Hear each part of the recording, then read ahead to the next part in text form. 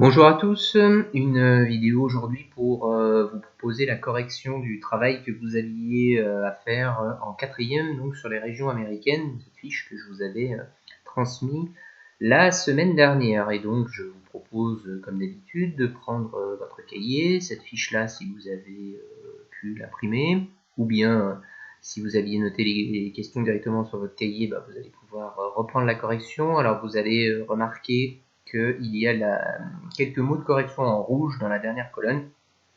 Quelques mots seulement, puisque je n'ai pas voulu faire des grandes phrases, j'avais pas beaucoup de place, mais par contre, je vous propose de prendre le temps de bien écouter les commentaires que je vais faire pour que vous puissiez compléter à chaque fois les réponses de manière un petit peu plus précise. Donc vous aviez les régions américaines, vous aviez une carte à chaque fois pour indiquer ces différentes régions, vous aviez des documents qui étaient soit des textes, soit des documents pris dans le livre, et puis à droite, vous aviez donc les questions.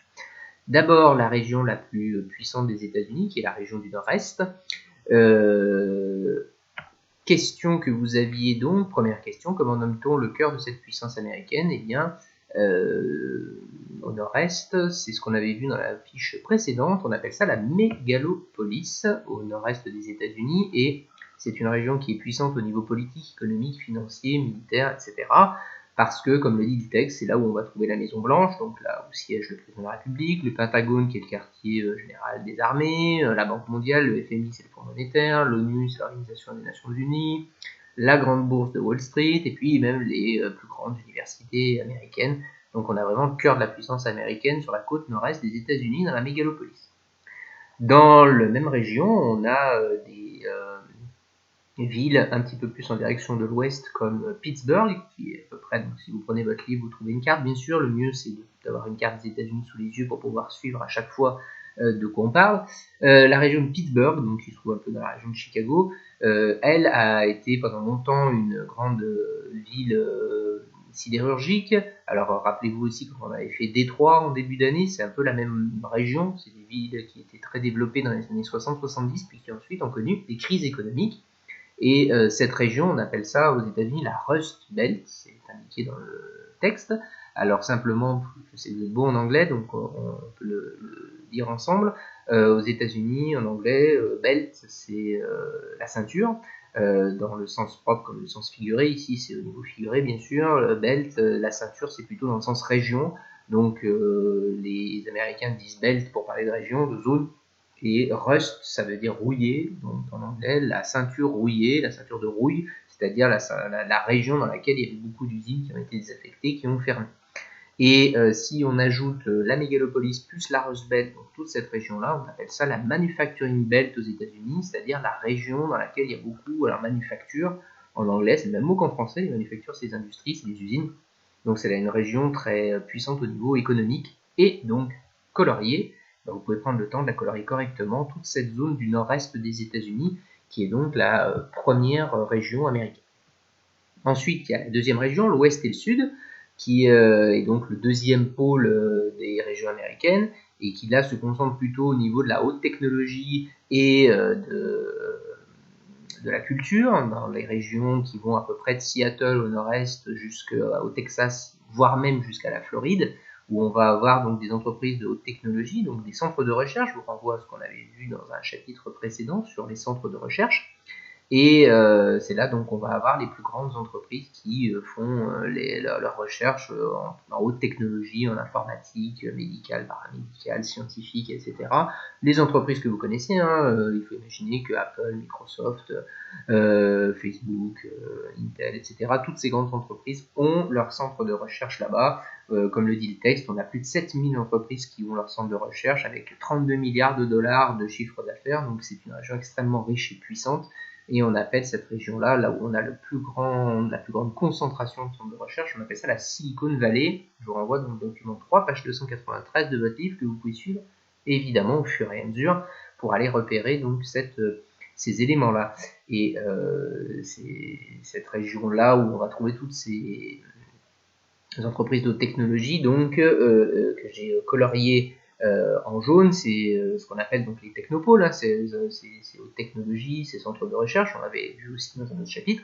Et ce que j'ai colorié en jaune ici, j'aurais même pu pousser donc encore une fois ce coloriage jusqu'à la Floride, hein, jusqu'au sud-est. C'est ce qu'on appelle la Sun Belt aux États-Unis, donc la ceinture de soleil. Donc toutes ces zones-là sont plutôt dans les zones ensoleillées, c'est là-bas où s'installent les entreprises de haute technologie, les centres de recherche qui font donc la puissance de ces régions du sud et de l'ouest des États-Unis. Donc vous avez nord-est, sud-ouest qui sont les deux grands pôles des États-Unis. Petit 3, vous aviez ensuite les façades maritimes, donc là il fallait repérer le document 3, page 299, mais je vous renvoie aussi au chapitre précédent qu'on avait fait sur les mers et les océans. Vous vous rappelez qu'on avait parlé des façades maritimes. Les façades maritimes, c'est un regroupement de ports très puissants qui font du commerce avec le monde entier. Il se trouve qu'on a 3 grandes façades aux États-Unis. Question 12, nord-est, sud-est et sud-ouest, où on va avoir donc les plus grands ports, là où on va avoir les plus grandes zones industrielles sur les ports, là où on va avoir les plus grands bateaux, les porte-conteneurs, etc. Encore une fois, je vous renvoie au chapitre d'avant, on va pas refaire ça. Et il fallait les indiquer, ces grandes façades. Donc moi j'ai mis des liserés bleus, donc dont les 3 grandes zones où on va trouver ces façades maritimes. Ensuite, vous aviez la frontière mexicaine. Alors là, vous aviez une vidéo à regarder, je vous avais donné un lien pour aller voir une vidéo sur YouTube, où on vous parlait en particulier des maquiladoras, dans la région de Tijuana, donc qui est la frontière entre les États-Unis et le Mexique, et il se trouve qu'il y a beaucoup d'entreprises américaines qui installent leurs usines à la frontière mexicaine. Ce sont des usines qui ne nécessitent pas une main-d'œuvre très qualifiée, donc on va installer l'usine du côté mexicain, on utilise une main-d'œuvre qui coûte pas cher, la main-d'œuvre mexicaine, ce qui permet donc de produire à bas coût. Et du coup, comme on est aussi à la frontière avec les États-Unis, eh bien, on peut rapidement importer et exporter ces marchandises qui sont produites donc du côté mexicain. Donc ça, c'est au niveau économique. Bon, il se trouve qu'on a aussi beaucoup de trafic à la frontière mexicaine. Si vous avez regardé la vidéo, vous l'avez vu, où on a des trafics de drogue, d'armes, etc. Et puis aussi beaucoup d'illégaux, beaucoup de gens qui essayent de franchir cette frontière pour venir s'installer aux États-Unis, parce que c'est une frontière très poreuse, où parfois il suffit juste de traverser un fleuve, donc le Rio Grande, hein, qui sépare les États-Unis du Mexique, ou parfois juste traverser le désert. Donc comme c'est une longue frontière, la plus grande frontière terrestre entre deux pays au monde, eh bien il passe assez souvent. Il y a beaucoup de Mexicains dans le sud des États-Unis. Hein. D'ailleurs, il y a des régions dans le sud des États-Unis. Il y a une région qui s'appelle un État qui s'appelle le Nouveau-Mexique. Ça veut tout dire. On parle beaucoup mexicain, espagnol, en tout cas dans cette région-là. Et donc les Américains réagissent, et ça vous l'avez vu dans la vidéo, mais aussi dans l'actualité plus ou moins récente. Je ne parle pas du coronavirus, mais aux États-Unis, vous avez vu que Trump qui voulait construire des frontières, des murs, mettre un mur entre les États-Unis et le Mexique pour éviter que ces clandestins mexicains viennent s'installer aux États-Unis. Donc là, on est plutôt dans l'actualité assez récente. C'est un sujet encore en débat aux États-Unis, même si en ce moment, c'est pas la priorité, mais ça fait partie des sujets de débat. Et donc, il fallait colorier cette zone frontière mexicaine-américaine, donc que j'ai mis en vert ici, donc toute cette zone-là, qui est la frontière entre les États-Unis et le Mexique. Et puis enfin, vous aviez ici donc les espaces intérieurs, documents 1 et 2, page 305, donc dans le centre des États-Unis, donc dans toute cette zone-là que j'ai coloriée vaguement en violet, hein, vous serez un petit peu plus précis, vous, en coloriant, si vous l'avez fait avec beaucoup plus de précision. C'est tout le reste des États-Unis dont on n'a pas encore parlé. C'est des régions qui sont beaucoup moins habitées. La particularité des États-Unis, c'est un pays dans lequel il y a beaucoup de grandes villes, mais entre les grandes villes, finalement, dans le centre, c'est assez peu peuplé.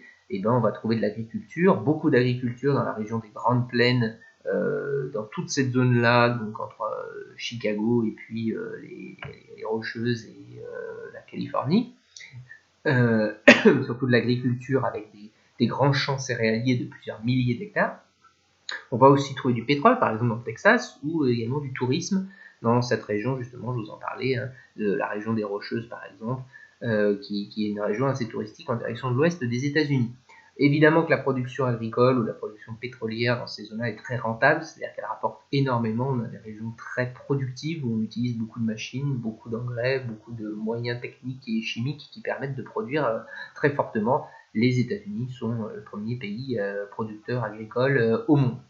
Et donc, on peut dire, question 22, qu'ils sont autosuffisants. Ce qui est un avantage pour un pays, c'est de ne dépendre de personne d'autre pour pouvoir s'alimenter, que ce soit au niveau agricole ou au niveau des hydrocarbures, comme le pétrole par exemple. C'est ce qui fait aussi la puissance économique américaine, c'est d'avoir cette capacité à s'autosuffire et de ne pas avoir besoin de l'extérieur pour pouvoir vivre.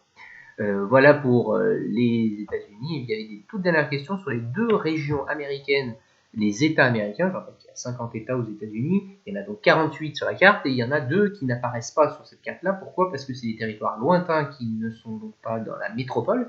Il s'agit de Hawaï et de l'Alaska. Je vous renvoie aussi à la carte du livre où ils apparaissent. Ils n'apparaissent pas ici sur cette carte-là que je vous avais mise. C'est pour ça que vous n'aviez pas à compléter. La Hawaï est connue évidemment pour le tourisme. En particulier d'été, les surfeurs, etc. Vous avez tous vu des films. Et l'Alaska, qui est une région beaucoup plus froide et dans laquelle il y a un climat très polaire et surtout peu habité, mais il y a quand même des villes en Alaska, et qui est une région stratégique au niveau géopolitique, parce qu'on est proche de la Russie par exemple, et également au niveau des hydrocarbures là aussi, avec beaucoup de pétrole. Donc c'est pour ça que c'est une région qui, comme ça, a priori, est éloignée des États-Unis, dans laquelle il fait froid, il n'y a pas beaucoup de monde et qui pourrait donner l'impression qu'elle n'a pas beaucoup d'intérêt, mais elle a des intérêts au niveau économique et au niveau géostratégique et géopolitique. Voilà ce que vous aviez à compléter. Donc prenez le temps de le faire avec les informations que je vous ai données, prenez le temps de colorier correctement, et on a terminé sur les régions américaines. Et donc sur les États-Unis, on va continuer en changeant d'échelle et en parlant des deux dernières grandes échelles qui vont être l'échelle nationale et surtout l'échelle internationale sur la place des États-Unis dans le monde, qui font justement que les États-Unis sont au cœur de la mondialisation dans le monde. Et puis on terminera par un croquis, une carte de synthèse sur tous ces éléments-là. Mais je vous donnerai ça dans les jours qui viennent, et évidemment on attend des nouvelles pour savoir si vous allez revenir au collège ou pas dans les prochaines semaines. Et donc on va attendre un petit peu avant de savoir si ce travail-là on continue à distance ou si ça sera au collège. Donc pour l'instant je vous laisse faire cette correction-là avant de vous retransmettre la suite du travail sur les États-Unis en géographie. Et donc je vous souhaite un bon courage à tous et à très bientôt.